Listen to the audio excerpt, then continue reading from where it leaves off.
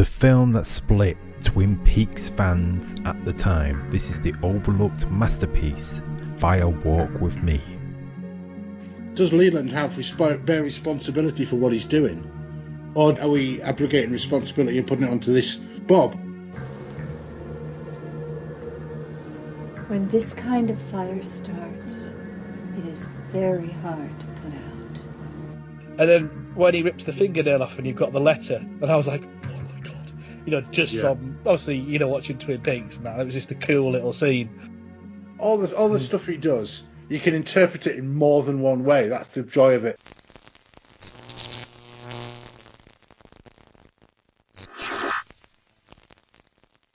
Welcome, listeners, as I drive down this dark, diverse highway and pause to pick up John Aitken and Bob Fleming from Prog to Who. Trek this out and take your seats.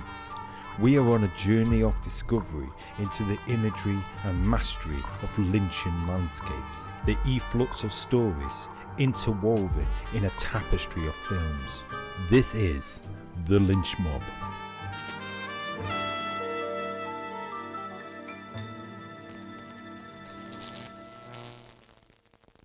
And listeners, thank you for tuning in. This is a Lynch Mob. Yeah, we're going to do this when we can. And it's all about the David Lynch films. And the first one we've got on is Fire Walk With Me.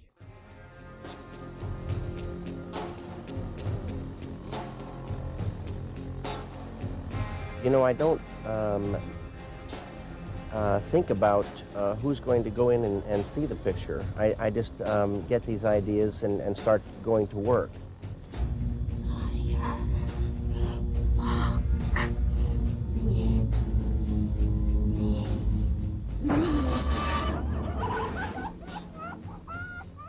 I felt it was almost a way to talk about the future of the thing by going into the past. Someone said in a paper, "A beautiful nightmare." I think that's a nice way to put it. How do, lads? Oh, I'm all right. How are you? Yeah, not too bad. So David Lynch, Fire Walk With Me. Yeah. The sequel, prequel, sidequel. He's got fucking everything on this one, hasn't he? For those who've seen the lot, the first season, second season, third season, it sort of fits. Yeah, totally does. Everywhere. And Bob's seen season 1, season 2 recently. I've just 2 weeks. I've done it in 2 weeks. In 2 weeks. That's a fair bit of going. Just to get to watch this on tonight. That's why I nearly tried to put it off, because I was like, am I going to be able to absorb this? But I felt quite confident, so that's why I asked if we can change it so I can have some fish and chips with the in-laws tomorrow night. They're up from down south, you see. They're up from down south. They're not just around the corner. Well, my mum's not coming now to Saturday, because I think she's nipping round to yours, isn't she, tomorrow night or something, Bob? Yeah, but just after I finish work. I've got an hour window with her, and that's it. It's more than enough. It's more than enough for your mother. Cliff. Every pod now, before. What are you going to do with the other 50 minutes? Play backgammon. We'll start watching season 3 of Twin Peaks. Right, it was made in release date 1992 at the Cannes Film Festival, and it got fucking slated, even by some, I'd say, fellow directors. You know, Quentin Tarantino. It's always been one for me where I could watch his films. He's great. He makes good films. But he fucking slagged this one off to pieces. He felt sorry for the guy. To the point where I personally now don't really like Quentin Tarantino. I'm thinking, did he not fucking get it? Because I got it. He's a prick. He's a prick, Tarantino. People like Barry Norman reviewed it, and to them it was baffling. But if you were expecting this film to be anything other than something that's completely... You have to know everything else before you start it. Yeah. It's not a standalone film, is it? Oh god, yeah. It absolutely is not. And I could never have, gleaned anything from this if I hadn't have done a power watch of the first 2 seasons of Peaks. It's a massive payoff at the end. It's definitely a massive payoff for me, having put all that effort and time in. Not that I'm saying I haven't enjoyed it. I absolutely loved the journey. The last episode of season 2 was like, what the actual fuck is going on here? Because it kind of goes from complete kind of like fantasy soap opera-y there's elements of what we call daft or weird, but that last episode it just goes completely how I remember Twin Peaks.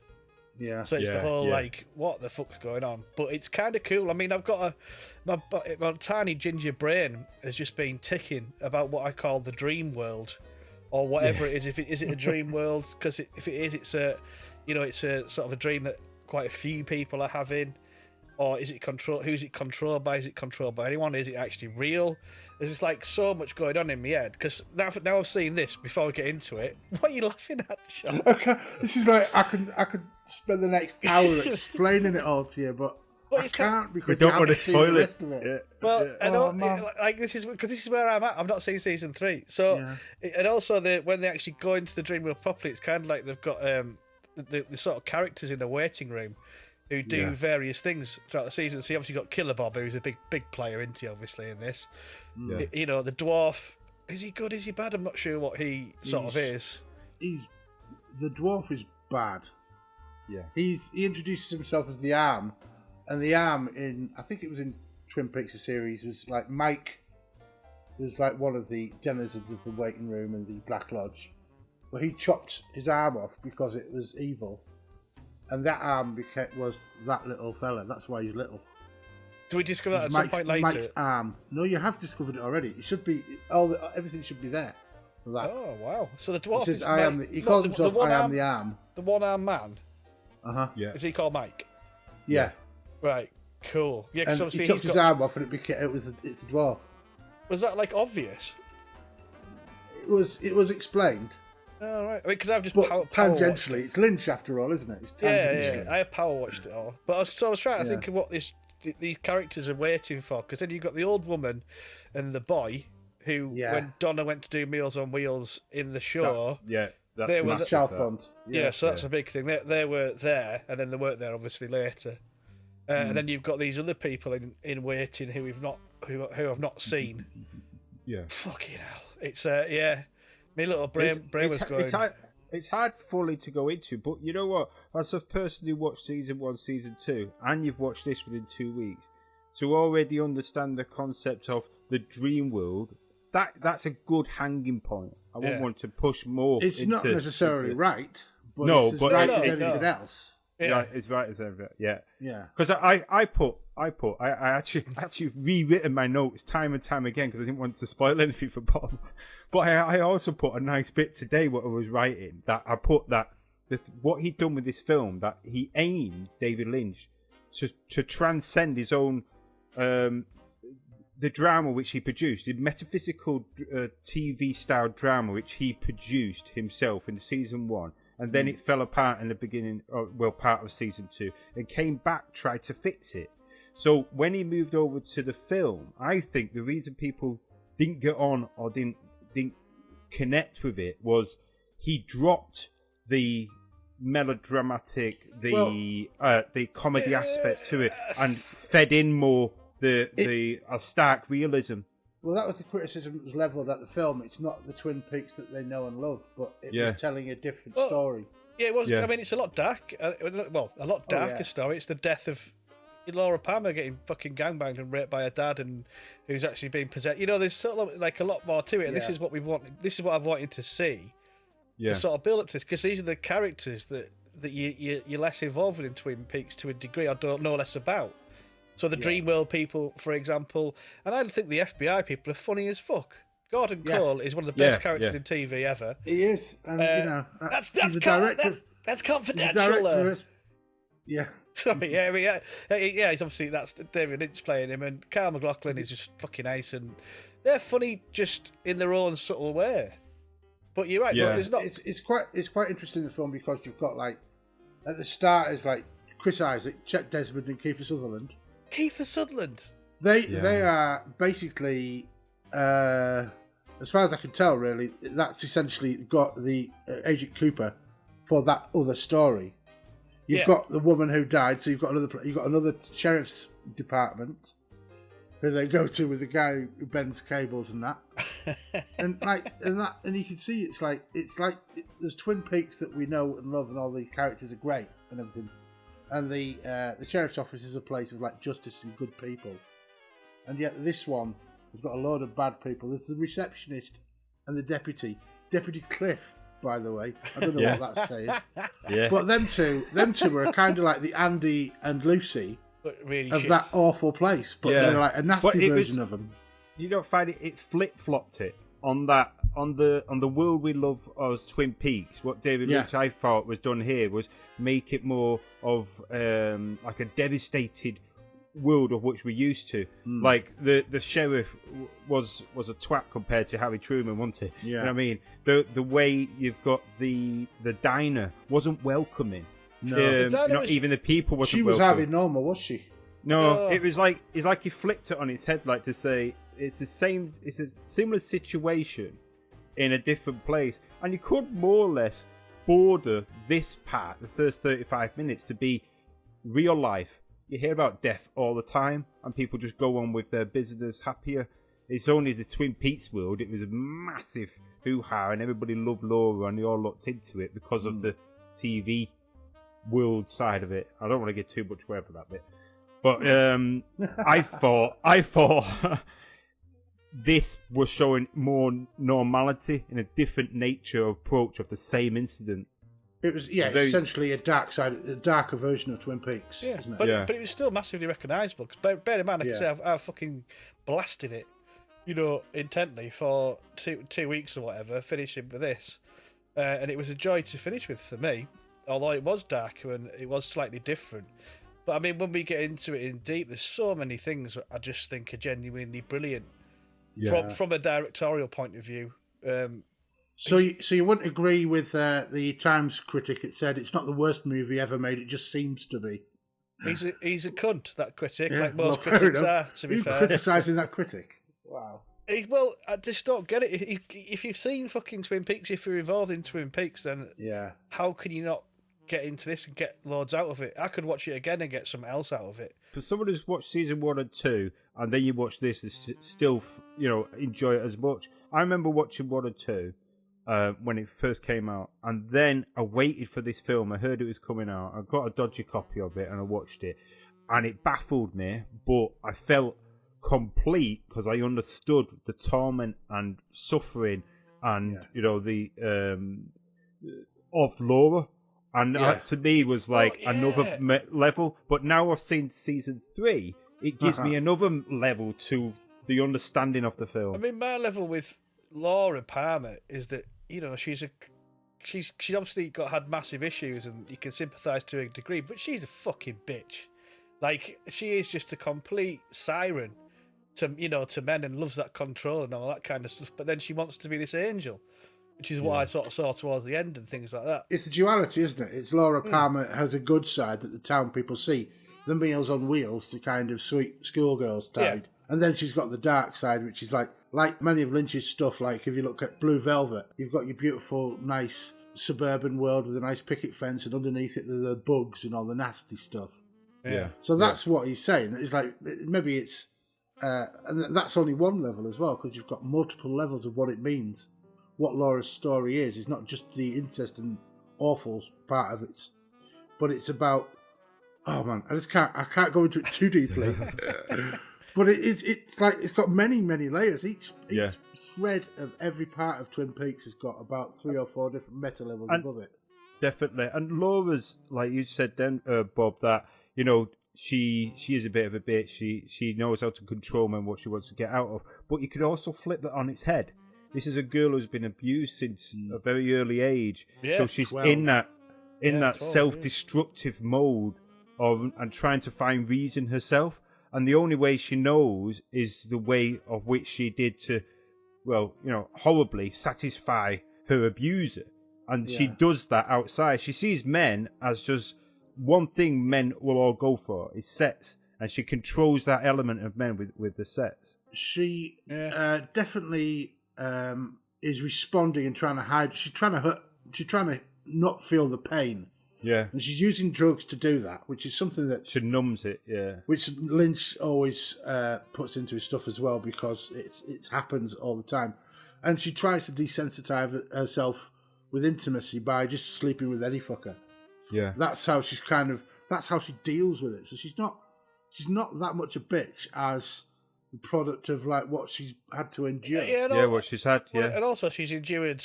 Well, she's not known it's a father really for 100% from what I can gather. Yeah. She sees Killer Bob or whatever, doesn't she? Or that's her abuser. From what I can gather, I'm not saying seriously. Well, it's interesting to note that in the TV show, when Leland is arrested for all this, and he's getting held there, and he's like weeping and wailing because he saw a picture of Bob that a sketch artist had drawn, and he thought that was this guy who used to abuse him as a kid. So Bob is essentially, that's the face of abuse. He doesn't see the true abuse. He saw that person's face. That's why when he saw that picture of Bob, he didn't see it as himself. He saw the person that had been abusing him. Likewise, Laura doesn't see her father. She sees the picture of Bob. There are a couple of scenes, isn't there, where they're at the table and he's doing the wash your hands and all that, and then the next minute he becomes the dad again. It's this sort of split personality. And I found it quite fascinating in Twin Peaks in the show with Mike, the one-armed guy, when they're trying to control him to get the other personality out, who recognises Killer Bob. You know what I mean? Because they don't recognise him without the other personality of Mike or whatever. Fucking hell, it's mental, isn't it, mate? So this is going to be a long podcast. The weird thing is that it all makes sense. Everything in it makes sense. I mean, right, you see that scene where there's Lil on the air in the airport, and then what she does, that is essentially Lynch telling you right to your face how to interpret what he does, and that it's all metaphor, and that there is nothing that does not have meaning. Yeah. Everything has meaning. There's no throwaway stuff in here. It's amazing.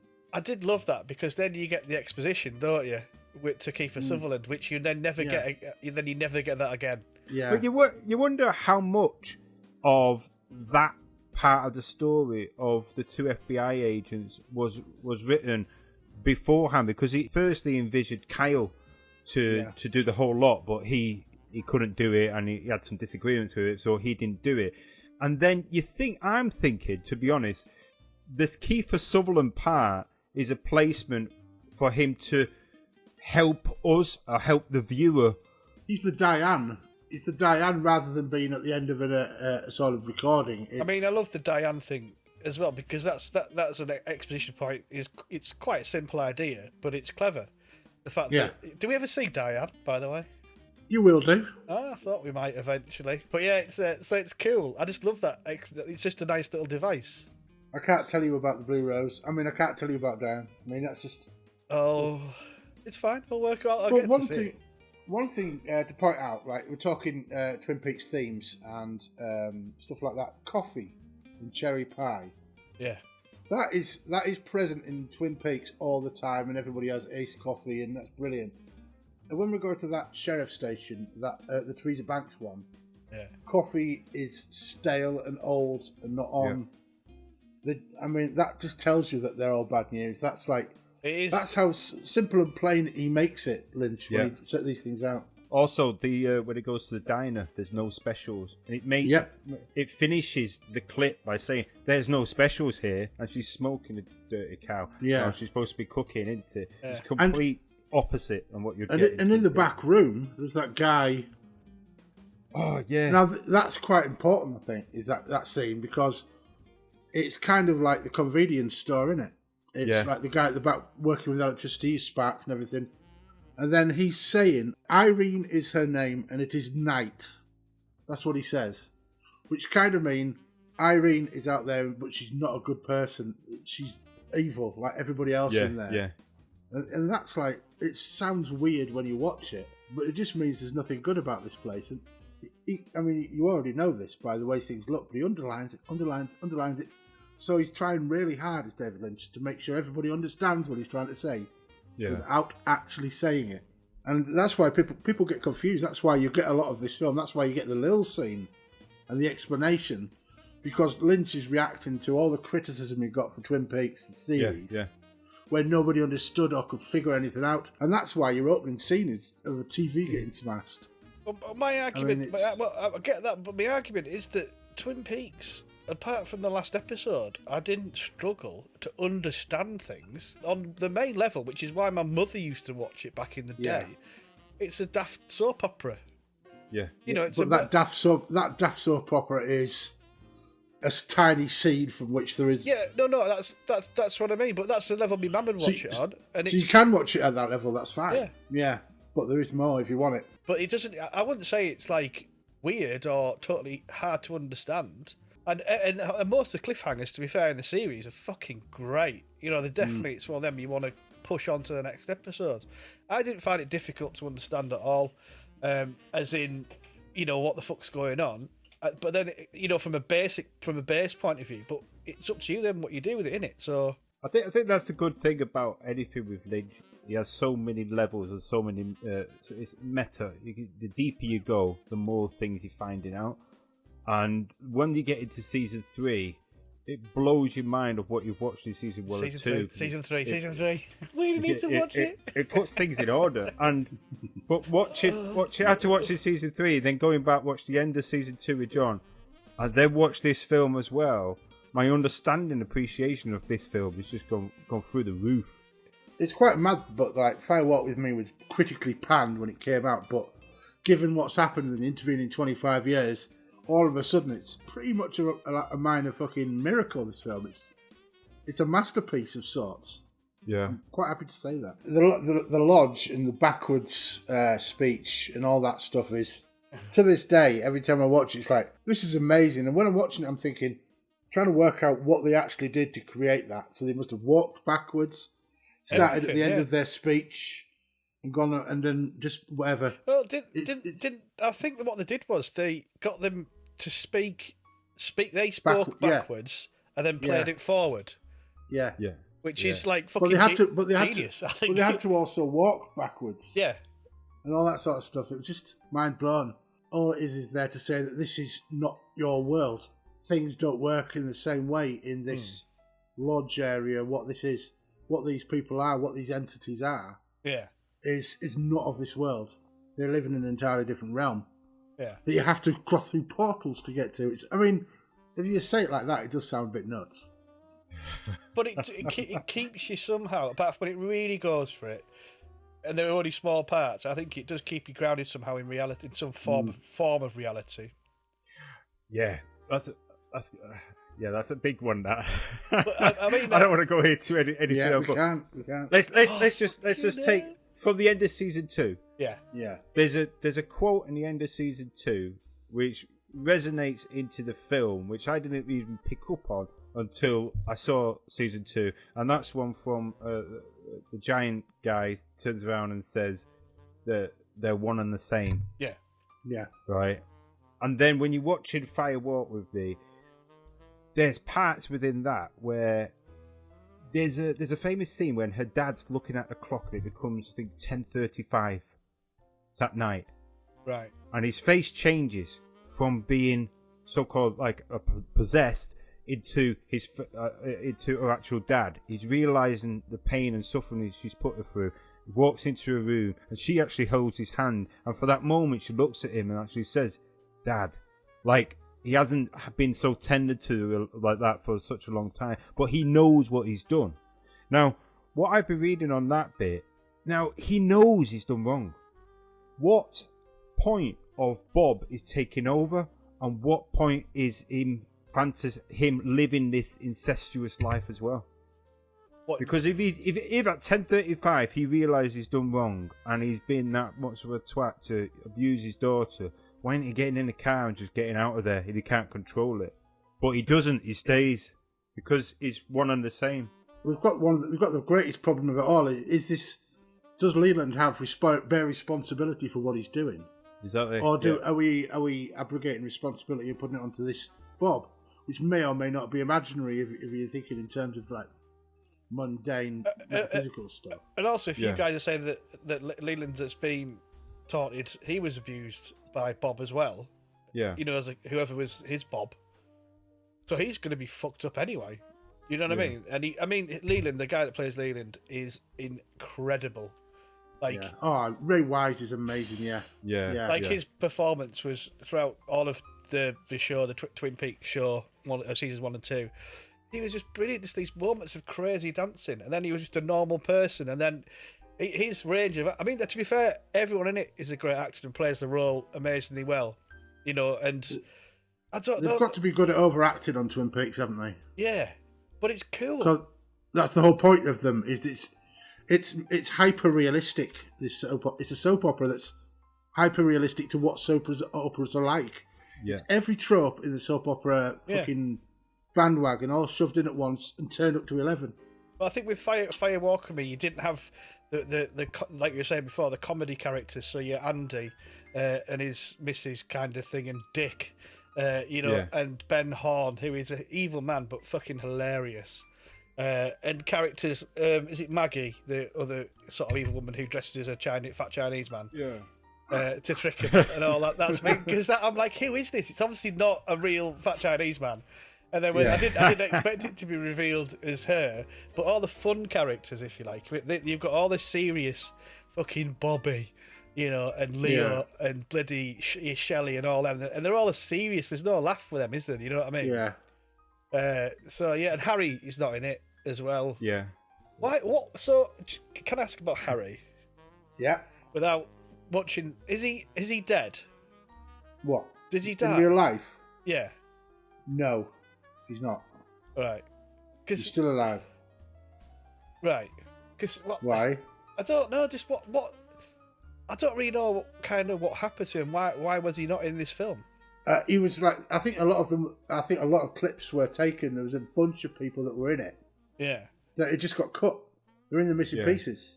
I think Lynch was said he had to rein in, because he said that those characters didn't really have anything to contribute to Laura's actual story in that final week, and that's why they weren't really in it. Yeah, fair so enough. they had bits that were filmed, but were like didn't really, they were tangentially part of the plot, so weren't really important. So yeah, and he'd shot like 5 hours of footage.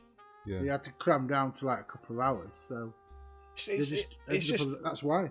It's just I was missing them characters to a like when I'm thinking about it now. When you said about it's not as funny, but the characters in Twin Peaks are pretty much all brilliant, and the sort of more magnificent or funny or whatever entertaining ones kind of weren't in this. But it was just made it more dark and serious, really. I think when you came to film it, now you have to see David Lynch at the time. So he was already pissed off with what happened with season 2. He came in, tried to clean it up with the end of it, and in his head, he probably thought, I've got a lot more story to say.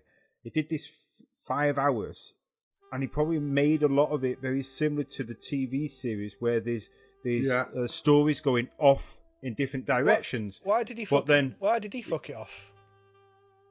Why did David Lynch fuck it off a bit through season 2? Season 2? Because they made him solve the murder. The whole point of Twin Peaks was that the murder would never be solved. Goose, as he says, it's the goose that laid the golden egg. And then they made him do it. The studio intervened and took away control of that from him. So he up sticks and said, "Fuck it, if you want to do that, I'm not going to direct the rest of season 2." So they got people in to try and pretend to be David Lynch. Yeah, because you can tell, but because you're involved with the characters after such a long time, they do get away with it to a degree. I mean, Lynch himself said that season 2 was so bad he had to stop watching it. Wow. Because, basically they solve the murder, then it's all about Coop, innit? Getting Coop for this thing. And he was back in for the last episode in order to try and convince the studio to give it a 3rd season. And that's why he left it on a banging cliffhanger. That was the best cliffhanger I've ever seen. Because he just wanted it to be renewed, and then it wasn't renewed, and virtually straight away he said, "Right, I'm going to do a film." I genuinely haven't seen anything like Twin Peaks. I've seen elements on certain things like Twin Peaks, the Dallas melodrama or bits like that. But I've never seen anything like this.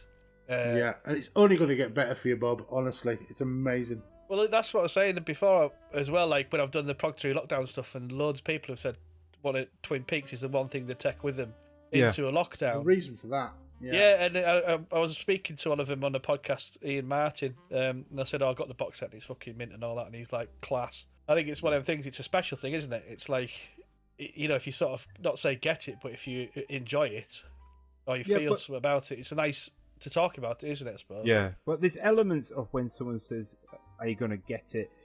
Even the stuff what John's watched, even the stuff what I've watched, and you'll watch stuff and you think, you know what, I think that's it. who knows, round the corner, you'll be watching something else and go, fuck me, I think that's it now. Because there's so many levels. Lynch has never come out and categorically said this is it or this isn't it. But you're gonna get some real smart Alex out there. There's a brilliant one, the 4-hour one, which John will send you once we finish the season 4, and he goes into deep stuff of explaining it, and he's done his research. I'm not saying he's got it bang on. It feels like he's got it. Yeah. But tomorrow, someone might bring something out, and you'd be like, you know what, that could be it as well. That's the whole thing about every David Lynch film you watch. There's meta data coming through at you. There's a tapestry interwoven of movies. I think a lot of them are connected. And we're going to have to go through that as we do. That's Lynch's lexicography. You know, we've talked about that before. He's got a way of writing. Like you see the red room and the zigzag floor and the red curtains. That means something to Lynch because he's used it in other films as well. I mean, it just Razorhead, the flooring. Yeah, I can't say anymore. Not really. But the thing is that you're right insofar as that. The whole thing. I mean, how many times have you watched Twin Peaks, Cliff?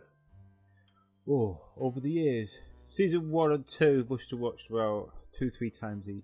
Yeah, at different points in your life, and you get different points within your life at that point. When I was a teenager, when it first came out, you're looking more on that melodrama. It's a bit of strangeness going on, and you're talking about it with your mates at school.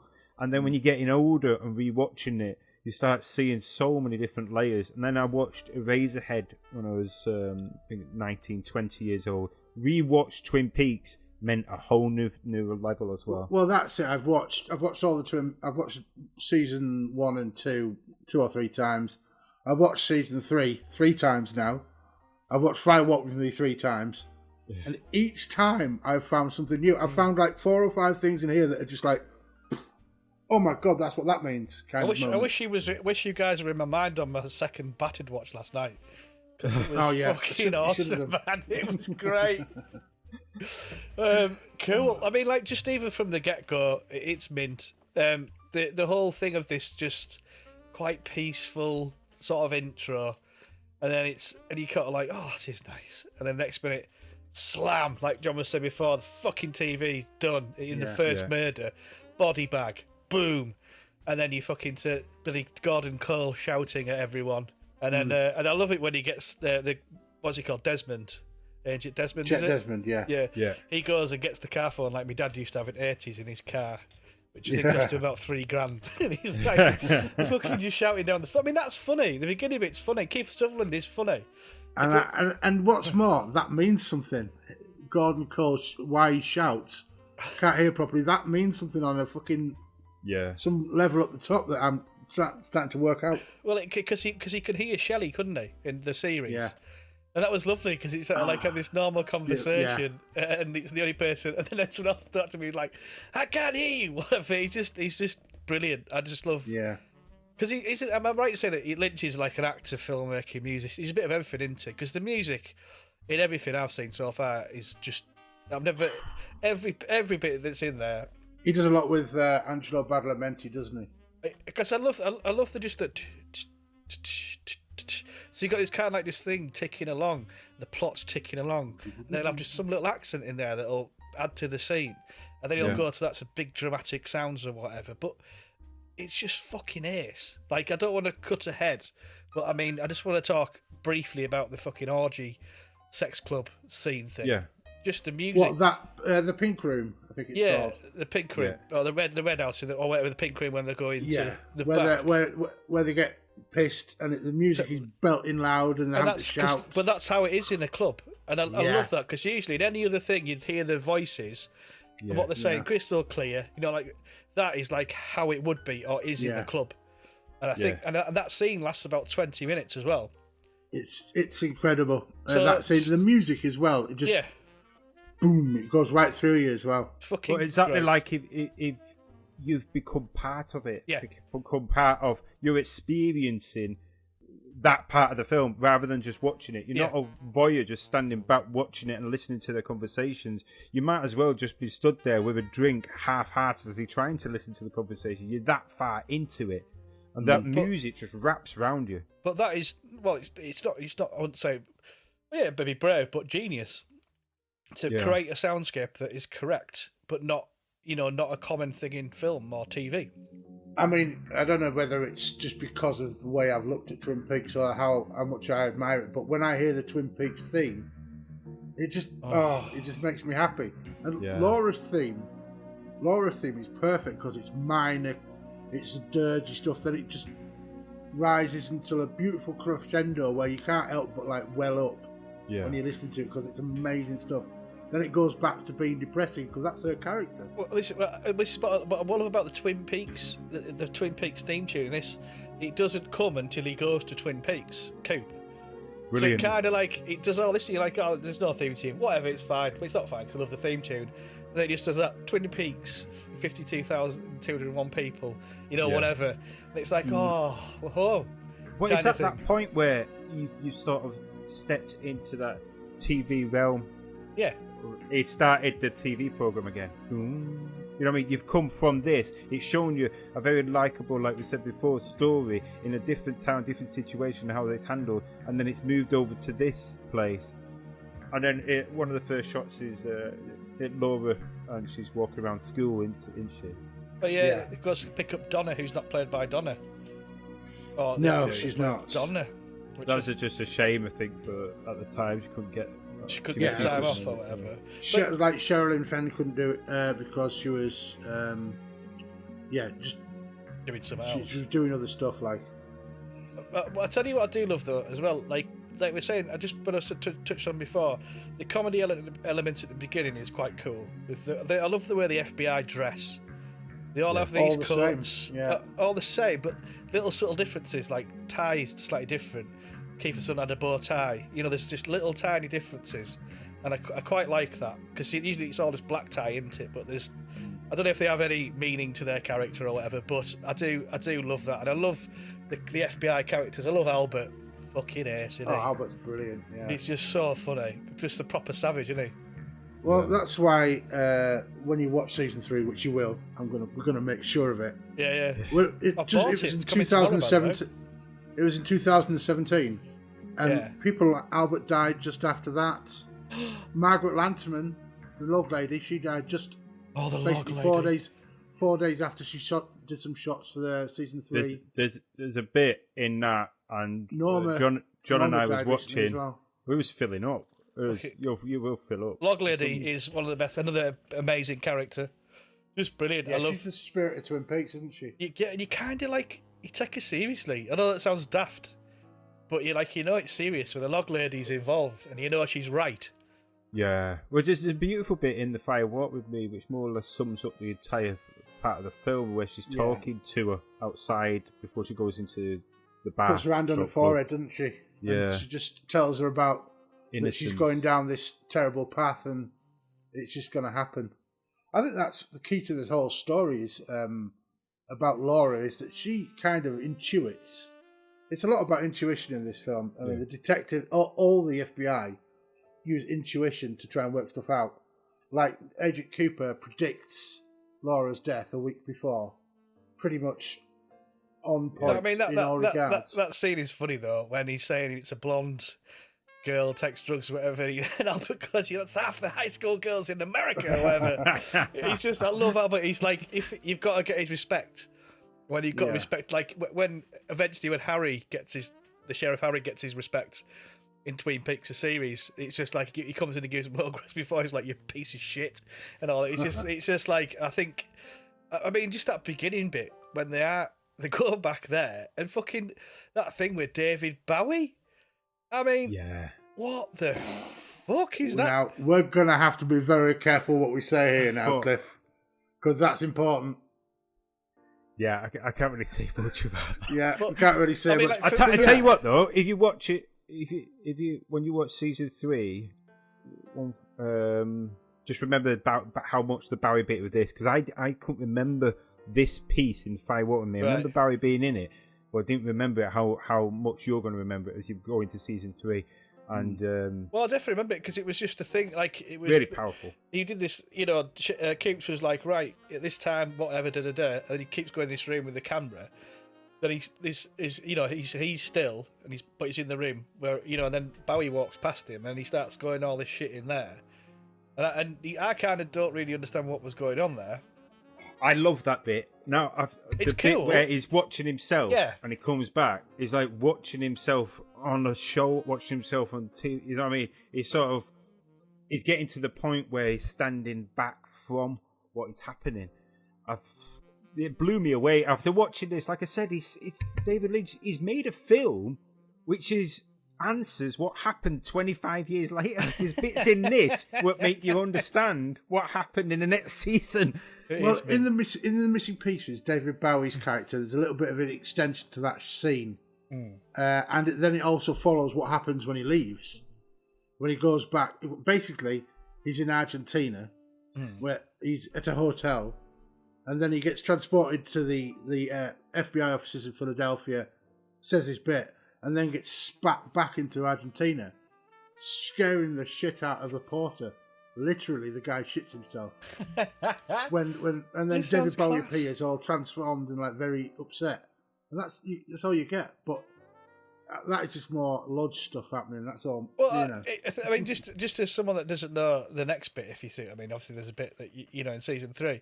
It's just cool as fuck seeing David Bowie just saunter into this film, talking quite a good Deep South accent, and with his red shoes. Yeah, with his red shoes. I just thought it was quite a cool. If you don't get it, if it's nothing else, like I thought, it was just quite a cool, you know, like having a star in it, you know, quite a cool cameo. But I think David Bowie is also the type of person, especially then and throughout the 80s and 90s.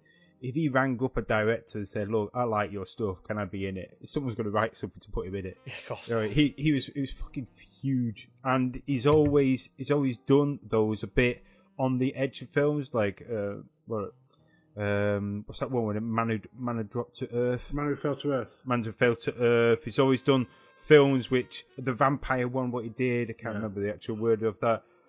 But he's always done stuff a bit on the edge. He's not going to do something commercially massive. He does what he wants to do. He was disappointed that he didn't get more than what he got in this, because he really wanted to do this, and he was just disappointed that his bit was over and done in a few days, and it was only a short part of the film, and he wanted it to be a lot more than that. But yeah, I don't know why it was particularly. He felt as though it was just like an addition. I don't think he wanted. I don't think he wanted it to be. It's very important part of the film. Yeah. And the whole mythos thing, exactly what he says you need to take note of. Yeah. But I think he was just disappointed that he never got to do a bit more, because I think he's a great admirer of Lynch. It was a shame. Yeah. It was a shame. I think with Lynch though, like you said before, John, he had 5 hours of stuff. So if he's going to condense stuff down, he had his own cast and characters, which was missing out on being in this film as well. So David Bowie, that's a little bit lax on his part to see the bigger picture, right? He's in it. That's what he should be glad with. And to be honest, in season 3, he comes part as well. Cool. I've got it right. I'm just going to blitz it all next week, get it over and done with. I mean, there's things I just love, just to touch on the beginning a little bit more. Obviously, we touched on Kiefer Sutherland, he's great, but what I do love is the fucking nose pinch when the deputy's being a prick, and he kind of just does his fucking nose pinch, sits him down, and tells that woman to get the kettle on, put the kettle on, love, storms in his office, fucking cable steel bender, and fucking tells him one. Do you know what? It's quite entertaining if you get to watch the missing pieces. There's an entire 5 or 6 minute fight scene between the sheriff and Desmond. They just go out, take off their shirts, and start bashing each other for 10 minutes. I watched that on YouTube. It's brilliant. It's like there's so much where If you was the money man behind this, I would just let David Lynch put 5 hours out there as a film. And it's like, and I thought he's quite quirky when Kiefer Sutherland is there doing this counting thing, and he's totaled the cost of the contents of the building at $27,000 or whatever. And it's just, I think Kiefer Sutherland's mint in this. I think it was a bit of a shame not to see him. And I like when he's doing the autopsy, and then when he rips the fingernail off and you've got the letter, and I was like, oh my God, just from obviously, watching Twin Peaks and that, it was just a cool little scene. And he has this sort of mad professor kind of vibe. And in the horrible diner, I don't know why it made me laugh so much when she calls Kiefer Sutherland a towhead. I was like, I've never heard anyone be called a towhead in my life. I was like, that's fucking brilliant. That's where the woman at that diner tells you that Teresa's arm went numb. And did you know the significance of that? I don't, John. The alcove ring. She's been wearing that because her arm went numb. Because that happens a couple of times. You see it in Twin Peaks. Somebody puts the ring on, their arm goes numb. Like Laura, when she's asleep and dreams of having the ring, it's in her hand. When she rolls over, she has to pull her own arm over because it's gone numb. Just little things like that, man. The little things, isn't it, John? I was going to ask as well. So when they go look around the trailer park, Desmond and Kiefer Sutherland, there's a dirty old woman with a weird iPad just looking at him. Does that mean anything? Or is it just a weird old woman? I would think that's probably a little bit of Nadine in that different place. Fucking mint. Because of the iPad, and she can only see She can only see 2D. She can't see 3D. That's why she's different from your Dr. Jacoby, who's wearing the 3D glasses because he can see what's going on properly. Yeah. Well, it's just that Nadine is fucking brilliant in Twin Peaks. It's one of the most crazy, hilarious, mental characters ever. I just love Mike. Mike is a dick, but he's not a dick when he's with her. I think he's funny. There's something to be said because all this is a different place. It's where Teresa Banks gets killed. Yeah. So you've got somebody that's analogous to Cooper in Chet Desmond. You've got that woman who might be analogous to Nadine, Harry Dean Stanton's character. He's kind of the log lady for that area because he says at some point that he implies that he's been he's had shit happen to him. He's gone to a place where.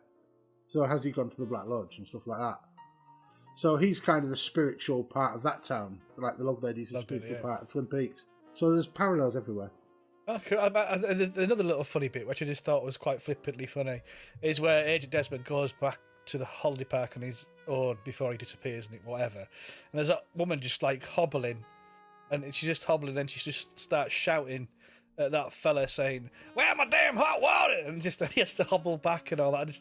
I love little daft bits like that. So if people saying it isn't funny, the beginning bit before it goes to Twin Peaks is definitely, it has good little comedy moments in it, I think. There's quite important parts in that as well of the static electricity, the electric pylons as well. These are all significant into joining the areas up.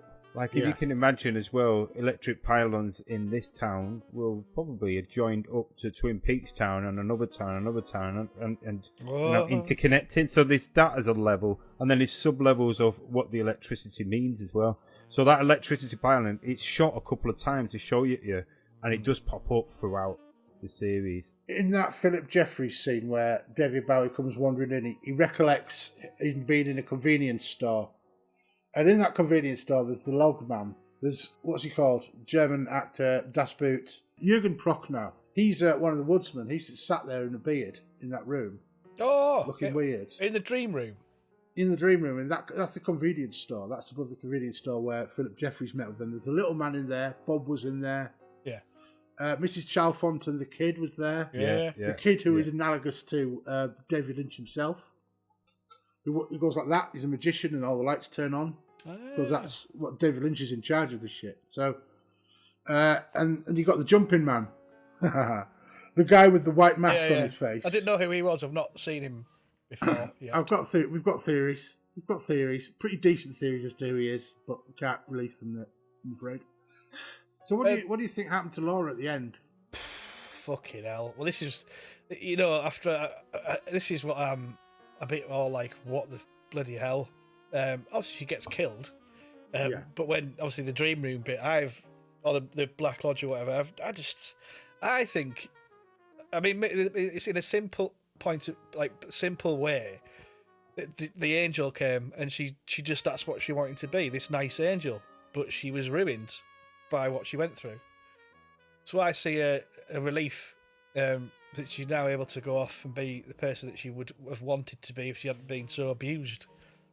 Right, my opinion on this is Laura is part of a cycle of abuse. Leland was in that cycle because he was abused, and thus he abused Laura. But there's also the second way of looking at it, that Bob wants to possess Laura. That's made quite clear. Yeah, because he wants to be inside her or he'll kill her, basically. Yeah. So, basically that's what it is. And the reason he wants to do that is because Bob and the Arm and the evil parts of the Black Lodge feast on pain and suffering, which is what Gammon Bozia is. The cream corn represents pain and suffering. So Bob is good at getting hold of that shit because he's awful. But so he wants to possess Laura because she would be a great catalyst for creating pain and suffering for everything. Yeah. And so she's done that anyway. You know, like what I find quite fascinating is, you know, having seen this, but seeing the aftermath first, and the aftermath being all these men coming out that have fallen in love with her, basically. You know, you've got Ben Horn, all the people that are in this that are falling in love with, you know, James, Bobby, everyone. That weird guy that won't come out of his house, who she gives a diary to and all that. Because you see him in this as well. This is what I was going to ask.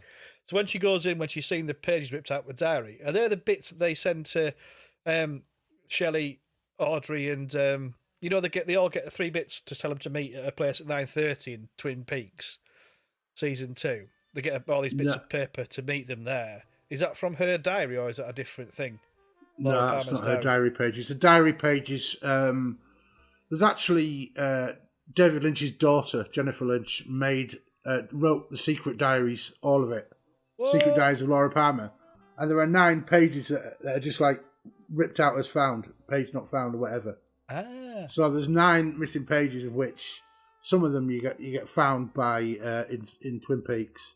Yeah. Some of them get lost, and like Leland has them in his hand. When he says to her, "I always thought you knew it was me," because the diary pages that he has indicate that she didn't know it was she thought it was Bob, not her dad. Yeah. And that's kind of why it's important as well. That's why the Owl Cave ring. And what Mike does, because Mike, Philip Gerard, the one-armed man, he's a redeemed devil. He's one of the Black Lodge entities that's given up being bad. And so he wants to stop that cycle of abuse. He wants to stop Bob getting hold of that ultimate source of pain and sorrow in Laura. So he throws the gold ring on. That's why it's such a glorious moment where she puts the ring on, because he's then enraged because he can't possess her now. Yeah. So he kills her, and thus ends that cycle. With the ring, that stops. Is that right? Yes, she gets taken to the lodge. She can't be possessed by Bob. So she gets. And so Bob kills her in a rage, and she goes to the lodge, or part of her does. That makes sense now. Because the angel is there, but she doesn't rescue Laura. The angel rescues Renette, and that's why Renette is alive. And walks out of that, and that's why she's alive. And you can see, like, Mike the arm fella, he walks past her body. He doesn't give a shit about Renette. His plan was to stop Bob getting Laura. The sort of girl that she likes to go to sex clubs with and get She was released, and like the angel appeared to her, and suddenly her bonds were broken, and she could go. Bob didn't give a shit after that. Bob was enraged about the fact that Laura was taken from him. Right. And there's a famous scene in this film where you can hear the sound of the arm, and the car approaches, and Bob and Leland and Sarah are in the car. I was just going to say about this scene. It's proper tense, isn't it? Yeah, it's meant to be, and he's shouting at her, "You've taken my cream corn." Yeah. So he's pissed at Bob. This is why he does all this. He's pissed at Bob for taking his green on, and he tries to tell Laura that your dad is your abuser, but she doesn't know at that point, or she suspects only. And that's why there's a smell of burning oil, because when Mike approaches in the van, Leland, Bob inside Leland is agitated. That's why you can smell scorched oil, which is the sign of Bob. Fire and scorched oil is the sign of Bob being aroused. And yeah, so that entire scene is meant to be fucking nuts. I think that's meant to. I think he enjoys. There's a couple of scenes in other stuff he's done where it's just noise, and it's like, everybody shut the fuck up. Because when it ends, when the scene sort of comes to a climax or an end, they end up at that sort of weird car garage, and they're like, the people are shouting at him, "What are you doing to your daughter? What are you doing to your daughter?" And she's like, "What are you doing, Daddy?" And at first, I thought it was just in his head, because sometimes you don't quite know if it's something in someone's head or not in Twin Peaks or this in Lynch stuff. And obviously you realise it, and then she says, "What did he want?" and all that kind of thing. She doesn't quite understand. I'm gonna drop in something to blow Bob's mind now. Go on then, John. Yeah. Philip Gerard, the one-armed man. What's his job when he arrives in Twin Peaks? Do you remember? Yeah, he was a boot salesman. He's a shoe salesman. He deals in souls. Ah. That's my little bit that I can tell you that I can't go any further because of other spoilers. But the boots thing that's was the sort of ace. thing he does. That's the sort of thing Lynch does to them. That's class. That is He leaves the answers for you. It's clear, but it's still obscured. It's amazing. I mean, some of my favourite, Doctor Who's. Let's say Doctor Who. So the ones that are dark and complicated, and you can like Ghostlight, for example. You can go back and watch them because you'll think you know what's going on, and then it finishes and you're like, I have no idea what happened there. But and then you go back and watch it again, you perceive it in a different way. And this is why I think I'm loving this Lynch stuff, is because I love going back and watching something that I'm thinking, fucking hell, didn't see that before. He's the master at hiding stuff in plain sight. He's a master of that. I mean, that's what makes it such avid repeat viewing, because every time something different, something you realise, something new. It's created something you can walk away and talk about, which is amazing. How much stuff do you watch and just switch off as soon as you watched it? All the stuff he does, you can interpret it in more than one way. That's the joy of it. So, like, all the stuff that happens to Laura, you could interpret the way I just interpreted it before, but you can also interpret it another way, like the dreamer thing. So, Bob, your sort of proto theory that you got there might well be entirely right as well as mine. That's the joy of it. So there's one on the train bit at the end where there's a theory which I watched last night, which was, you know what, it seemed pretty on track, roughly. What I thought was interesting was the fact that the angel comes and saves her friend was Laura herself pulling into the angel to save her friend. To having someone to have the say, so having someone to still create the talk and still go out there and tell people of what the incident happened. Well, this is what made me laugh about that scene in the Pink Room or whatever, the sex club, when they're all, and then obviously it transpires that Laura's a prostitute as well, and then Donna does a thing of like, well, if you're fucking doing it, I'll do it kind of thing. And obviously she really doesn't want, Laura really doesn't want Donna to do it.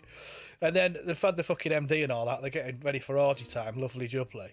And obviously Jax is in this as well, isn't he? Jack. And obviously it's not a minor, it's quite a minor part in Twin Peaks, but he was there, wasn't he? At the murder and all that. So it's quite cool that clicking in and you're seeing him and everything like that. Especially when him and Leo have been a right pair of fuckers at the end in that hut. You know, like, just fucking... I mean, Leo's a piece of shit. And I was so happy when he got made fucking daft or whatever. Do you know what? The weird thing is that I know people that are like Leo. I know people that are like Jack. I know people that are like Laura. I know girls that are pretty much that sort of... Yeah. Can't help but want to, like, when she just, like... She's talking with James. Yeah. And she's like... I love you, James, but the next minute she'll be like, fuck off, James. Yeah, because he's a fucking soppy cunt. That's why. No, but she wants that, but she can't have it as well, because she'd break him as well. She's were very good at like bringing out the shit. There's a couple of other like cool bits, just funny bits, when Bobby rings up Leo and says the football is empty and he's looking for Santa Claus. That's like, that's fucking genius. That's some great incognito talk. That all the like sort of stuff like that was happening in Twin Peaks the series was kind of just like under the radar a bit, but in Fire Walk with Me, it's full on. He's dealing. He's shooting. That guy he shot, Bobby shot a man. I was going to say, was that the fucking Dweb dude at the beginning, or was it the mountain? Cliff, Deputy Cliff. That was Deputy Cliff, wasn't it? Yeah. I was going to ask that. Yeah, that's one of my questions. That was a good one. Yeah, he's a cock. The way Laura reacts when Bobby kills him, and she just can't stop laughing. Yeah, because they're off the tits on coke and whatever, aren't they? That a little bit, but she's also that fucking damaged. Oh, she's actually death doesn't really affect her. But there's one bit that again, her reaction is very strange when she sees Annie in a bed, like bleeding and all that, and she's giving her this warning. She doesn't fucking blink an eyelid. And then something happens with the ring, and she starts going mental. It's a dream. You don't. It's a dream. No, I understand that, but like that would freak you out more than a ring dropping in your hand after you've been told. She was more freaked out that she'd gone, hadn't she? Yeah, she was more freaked out. Yeah. It was just. Well, that's a nice thing because that is from the future, isn't it? Yeah, because that's from a few weeks in the future, isn't it? Is Annie? Yeah. Annie's the lady that turns up in season 2, didn't she? Yeah, Keeps gets her, doesn't he? And she. And she becomes the sort of basically he's gone back again and falling in love with someone, put him in danger. That's the one into Annie. But that's a Graham. That's a dream in the future. That's an integral for like the Twin Peaks plot that Laura is dreaming the same deal as Dale. Yeah. Yet they're like weeks apart, months apart, whatever. And Firewalk with Me, that the poem Firewalk with Me. Yeah. If you listen to the words of that and try and work it out, but you replace the word magician with David Lynch, then it makes even more. It's do that. At your own leisure. I tell you what's pissed me off tonight, which is a normal thing. Any time his name's mentioned, Quentin Tarantino can fuck off. Yeah. He's not done anything that's come fucking near the intelligence Nothing and genius at of all. This. He's the complete opposite of David Lynch. Obvious. Where David Lynch has meta interwoven lines of film and so much depth to it, he just puts it all up front. Yeah. He just goes, here it is, splat, bang. It makes Pulp Fiction. Because everyone's like, oh, Pulp Fiction's genius because they put certain scenes out of order. But it's fucking obvious. It's all been done before. There's some classic old English Brit films from the 40s that do the same. He's a fucking twat as well. I don't like Quentin Tarantino. I think his stuff's all right, and I think it's very obvious. And I think if a fucking man like that is criticising the work of a man like David Lynch, he can get to fuck. Well, I think in all fairness, to be honest, because I just think it's ridiculous. in all fairness, though, you've got like. Quentin Tarantino is creating something that is not... the reason Lynch films don't get massive is because they're not easy to consume. No, because they're not easy to consume, are they? Yeah. Whereas stuff that Quentin Tarantino does, you just like turn your mind off and just watch it because everything is thrown at you with no obfuscation at all. And don't be wrong, films like that are great to if you sat with your lass or whatever. That's what I mean to be about being fair to him. But this is like something that you have to watch. With yourself if you've got that kind of thing in your head, which I think a lot of creative people and weird people and strange people like us do. They're looking for something else, and you don't get that. You don't get that with anyone else. No, you also don't get it in any TV program like this anymore. No, and I don't know. I can't think of anyone who does this. I think for films now, they need everything in the face. But I sent a few lists to John, different films, and some old ones. We're talking 1930s, 1940s films, where you have to think they didn't have the special effects, they didn't have the CGI, they didn't have shit. They had storytelling and interwoven and cleverly made stories, and they had to express a lot with the face. Yeah. And you see that with Twin Peaks. David Lynch, you can see he's harping back to a time gone when he was a child, where there's a lot of expression, there's a lot of storytelling in the face. Mike's face at the bit when he's closing, he's got the at the railway bit of the train. It goes from anger to joy to he even smiles a bit. He knows he's done his job. The face of the arm itself, Cooper, Cole. There's so much what conveying a face. They might be saying something, but the face could be saying completely different. It must be an absolute joy for a proper actor to do this stuff. Yeah. Carl McLaughlin's been effusive in his praise. In fact, virtually everybody that's worked with Lynch has said that it's the most joyful experience because... And it sounds like you're looked after as well. You know, like you'll go and whisper something daft here and you're like, cool, I get it. Lynch says it's like, you've got to keep everybody happy because happy people do better. Yeah. And angry people and people that are negative don't. And he must be a fucking great laugh as well, just for the character of Gordon Cole. I tell you, like you've just brought up, Bob, that it must be good to work with. Look at all his history of films. Majority of the people he works with behind the camera is the same. Majority of the people he works in front of the camera are the same people. It's seminal stuff, though, isn't it? If you watch Twin Peaks at that time when that came out, there was no people compare. Well, they try to compare, its influence lost. It have influenced other things. What's come out? There's tons of shit on Netflix now, isn't there? On Amazon Prime, you've got Sopranos, Oz, Wire, and all these type of movies with interwoven stories. But back then in the early 90s, what did you have?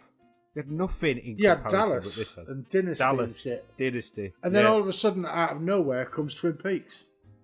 And it's been referenced in so many other shows like The Simpsons and things like that, and Saturday Night Live, and they've all done Twin Peaks pastiches. Because it was like one of the first shows of its sort.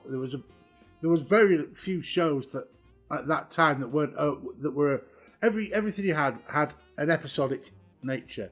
Everything was wrapped up. Any murder was solved within the hour. Star Trek, end of an episode. Everything was episodic, but this had an ongoing mystery and that just dragged people in. The mystery of who killed Laura Palmer was like the most talked about thing. If Twitter had been around, it had been fucking top trending all the time. From all I've seen from Lynch is Twin Peaks season 1 and 2 and Fire Walk With Me, and June, fuck off. Yeah. June wasn't his. He wasn't given apparently control he was on the cards to direct Empire Strikes Back. Imagine David Lynch doing Empire Strikes Back. Fucking amazing. But there'd be too many people telling him what to do. Exactly. Yeah. He won't be able to do what he wants. The same what happened with June. It's like you get the money, you've got the set, but he's answering the call. He needs to be left to do his own thing. If you turn around to him and say, "Write a Star Wars, do what the fuck you want," then that'd be fucking amazing. Well, it's like proper artist. He's a proper artist. So, I mean, you've got the analogy I like to make about artists and creativity and having control of their own creativity. Tchaikovsky wrote classical music, but he would write all the stuff you've heard, like the 1812 overture and canons and that, and he hated doing that because it was populist shit that was done for a reason for somebody else who wanted it. As soon as he gets into his like Lynch, as soon as he's given creative control from the start to the end, he's allowed to edit it himself. He's allowed to pick which bits are in. He's not restricted to you must solve this murder because the studio demands it kind of thing. Then you get something that is singularly unique in the world. Who are you really? Right, I think we come to the end of this podcast, and it's the first Lynch Mob podcast with the three of us. Lynch Mob. And we did Lynch Mob, get lynched, and Fire Walk With Me. Fucking brilliant, seminal masterpiece of a film. You want to say a last minute about the film? I've got a couple of bits that I don't, just in my notes, that I wouldn't mind mentioning. Yep. Mainly about how fucked up the end is. Because you get the flashback of Bob / Leland killing Teresa Banks or whatever. And it's just the whole end bit. And then you've got a horrible close-up of the eating of the corn or whatever. And then a monkey face. And I'm all just like, the end is fucking intense because it basically goes from a tied What does the monkey say? I don't know because I can't read monkey lips. It says Judy. Does it? Which is what Bowie's not going to talk about Judy. Right, okay. But yeah, bear that in mind. Also that that monkey is behind a white mask with a pointed nose on it. Exactly like the Chalfont kid was wearing as well. The magician that might be David Lynch. That is David Lynch's son as well. Oh, is it actually his son? Oh, mint. Yeah. But yeah, it was just like, I just want to say the ending was pretty grim and intense and had all the magic elements that you fucking scratch your head at.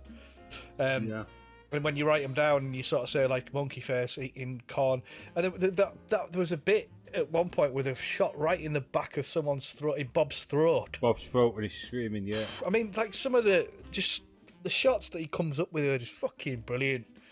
You know, like he just gets it. For me, he gets it right. I've never seen anyone get something so right when they're in control of it. Those shots, what he uses within the Twin Peaks, especially within Fire Walk With Me, because it is a lot darker, more can be seen in his very early work on Eraserhead. There's a lot of close-up shots, very similar to that, and he uses those shots. And I think they're more interesting than someone's face. Yeah. Do you see what I mean? Everyone's seen someone's face talking. But it's that close-up of something quite interesting as long as it's detailed and, I don't know, just... It's intentionally grotesque, isn't it? It's intentionally grotesque. But it's also they're interesting. consuming pain and suffering. So what is that that in itself is telling us something about what this story's all about. But I'll let you work that out, Bob. Do you want to give it a last round up as well, John? I'm just really pleased that we got to share this with Bob, because I think it's nice to see somebody start to grasp what you already love. Yeah, it's really nice that like sharing the rewatch with you, episode 3, seeing your sort of imagination sparked by this as well. And Fire Walk With Me is a dark and dismal tale of woe, incest, and the descent into hell. Yeah, but it's at the same time it's a beautiful movie, so I'm very very happy. Yeah, and we've got a lot more to come as well. Being the Lynch Mob. You've not seen Blue Velvet yet? That's a fucking brilliant seminal film as well. We've got loads to come. There's a lot. One I'm quite intrigued to watch is it's one of his. It's his nice one that people like. It's just like a normal nice movie. This one called, I think, The Straight Story. Yeah, the straight story or straight something like that. I think it's like that's not one that he is like. It's not really his story though, is it? I think it's just his direction. Apparently, it's quite a nice. Yeah. And he apparently quite enjoyed it, like just doing something just nice. And it's great that we're on this road of discovery. Yeah, man. And at the end of it, we'll be none the walking wiser, will we? We'll be probably more confused than when we started. That's it. Having 3 people with 3 different opinions and just scratching our heads. We are the monkeys. There's just loads. Like, it's been an incredible couple of weeks of television for me. Right, got to say goodbye now to everybody, as it's another pod complete. Thank you very much, Bob. Thank you very much, John. Cheers. Bye. Lynched.